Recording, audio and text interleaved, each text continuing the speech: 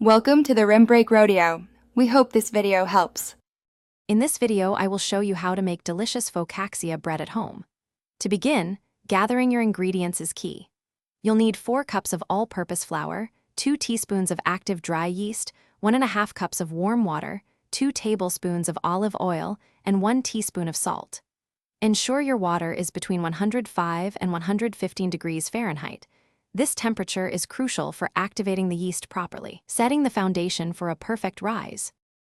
Once your yeast is active and foamy, it's time to combine everything. Add the flour, olive oil, and salt to your yeast mixture, mixing until a shaggy dough forms. Then, turn it out and knead for about 5 to 7 minutes until it's smooth and elastic. Place this lovely dough in an oiled bowl, cover it, and let it rise in a warm spot for 1 to 2 hours, or until it has beautifully doubled in size. Now for the fun part, shaping your focaccia. Gently transfer your risen dough to a well-oiled 9 by 13-inch baking pan. Use your fingertips to create those signature dimples all over the dough. Drizzle generously with extra virgin olive oil, then sprinkle with flaky sea salt and any desired toppings like rosemary or cherry tomatoes.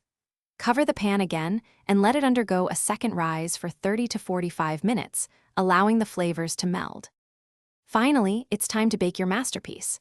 Preheat your oven to 425 degrees Fahrenheit. Bake the focaccia for 20 to 25 minutes, or until it achieves a beautiful golden brown color and is cooked through. Once out of the oven, let it cool slightly on a wire rack before slicing into generous portions. Enjoy your warm, aromatic, and perfectly textured homemade focaccia as a delightful appetizer, a versatile side, or even for incredible sandwiches. Thanks for watching. Consider subscribing if we helped you.